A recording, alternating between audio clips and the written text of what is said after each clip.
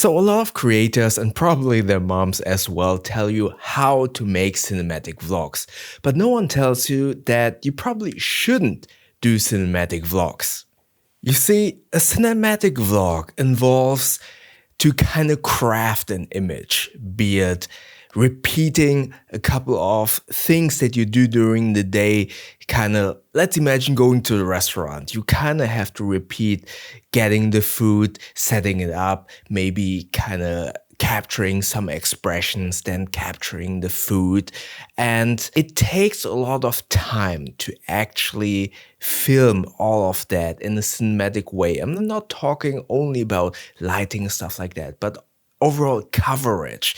To film something cinematically, you want to tell a story, you want to capture everything from a different angle multiple times so that you can edit a really beautiful shot and crafted story. But that takes, as I said, a lot of time.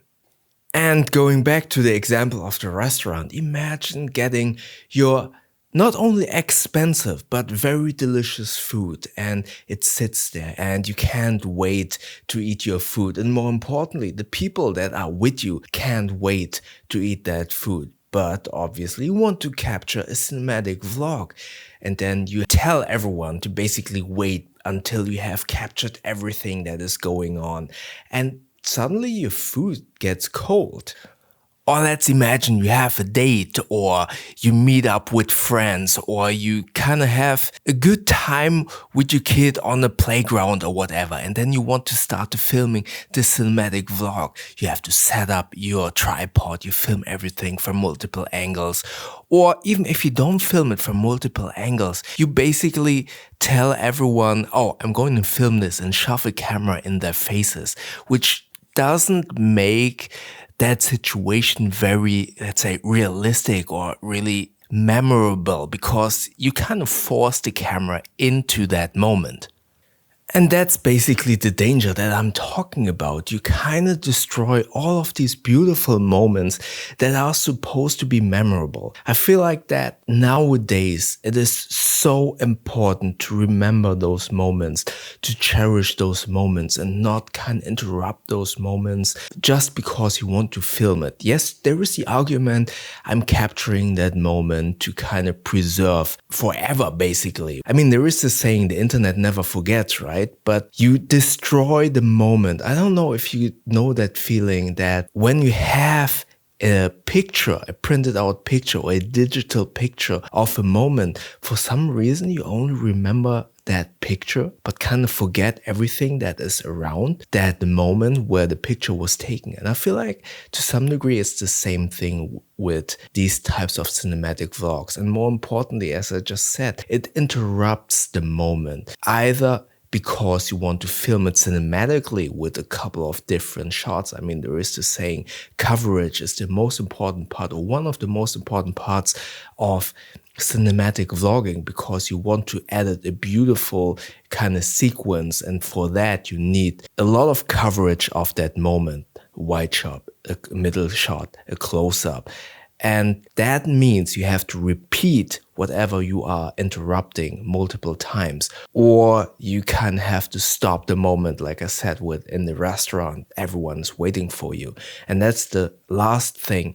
You're kind of forcing a camera into the moment of other people who want to kind of cherish the moment. And that is the reason why I kind of believe, or I kind of feel at the moment, I don't think it's good to do these cinematic vlogs. I love them. I'm a filmmaker in general. I'm a professional film editor. I love editing and I love filming. But nowadays, let's be real, times aren't great. There's so much going on, be it bad economy, wars, socially we are kind of not in a good place. And I feel like it is so important to memorize these moments, those few memorable, cherishable moments. We shouldn't destroy them with a camera and just because you want to film a cinematic vlog.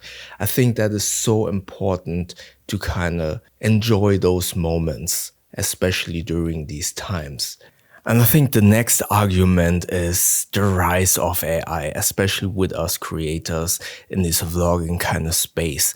I do feel like with the rise of AI, and especially AI slop and everything becoming, even without AI, becoming so polished and so highly produced, there is the argument or the speculation from my part that some people will start kind of craving honesty, real people, and just having somewhat of a moment where it kind of feels like we're sitting down with a friend, with an acquaintance, and having a one-to-one conversation where people just want to sit down basically and listen to whatever you have to say without being distracted by an overly produced vlog or image that is, to some degree, if it looks too good, it looks staged. I mean, it is staged if it's a cinematic vlog where you kind of try to edit interesting sequence, therefore it's staged, right? But having a more simplistic vlog where there is more one-to-one, less edits, and it feels like we're sitting down, which is basically why I love these one-take vlogs that I do a lot on this vlogging channel. I feel like people are more likely to, in quotation marks, believe what is presented to them. And they are more likely to relate to that because it is less overproduced and more realistic, especially, as I said, in the world of AI, where people are having a hard time to kind of distinguish between what's real and what's not real. And in the world of Mr. Beast, where everything is highly edited, I feel like this is the moment where we kind of want to see realism, and potentially there are a lot of pitfalls with these cinematic vlogs. Well, now you could argue that this maybe is a very cheap excuse to not put in the work into these vlogs and into these videos in general, because yes, cinematic vlogs are a lot of work, but they are obviously beautiful. And more importantly, they are much more successful. Whatever I'm telling you here in this video is most likely to be unsuccessful. All of these videos that I'm making, these one-take vlogs, just talking to you and not having them highly produced, highly edited, is definitely not successful on YouTube. But I can tell you my life is, and this sounds brag, I don't want to brag, but I'm just kind of want to tell you it is much more enjoyable. I love doing these one-take vlogs and kind of just talking to you through the lens whilst not interrupting my life. For example, tomorrow is my wedding day. We're going on a date. We're going to the gym together. I've prepared a little gift for my wife. I could film all of that and make like this really cool cinematic vlog. I already have a lot of cool shots in my head. We're going to dinner. We're going to eat sushi. I know I would take beautiful shots of that sushi, but I don't want to. I don't want to interrupt that moment with my wife. I just want to enjoy the time. I don't want to vlog about that.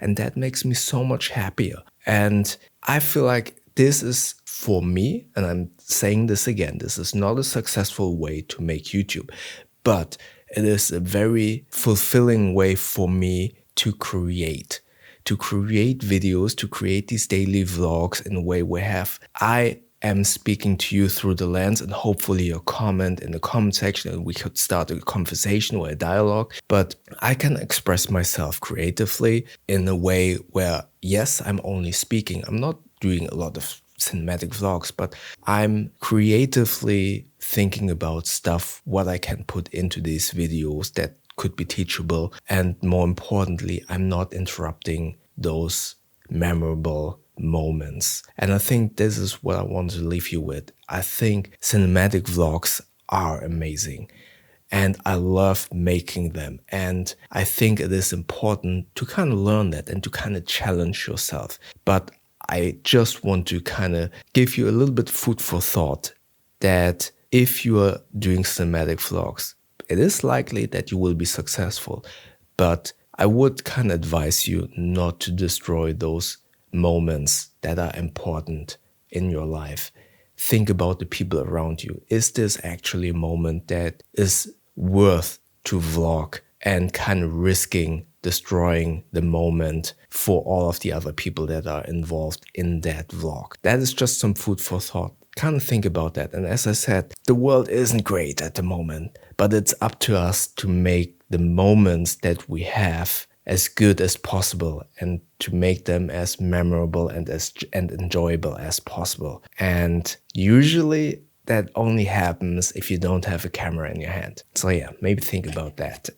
But don't let me kind of block you from doing cinematic vlogs. It's just some food for thought. All right, if you want to see my vlog about how to start simple, because I always advise to do these one-take vlogs, check out the video up here. YouTube thinks that you like the video down here. Maybe hype and like this video, or maybe help me to get to 2,000 subscribers by clicking the button up here. And then I will see you tomorrow, and thank you very much.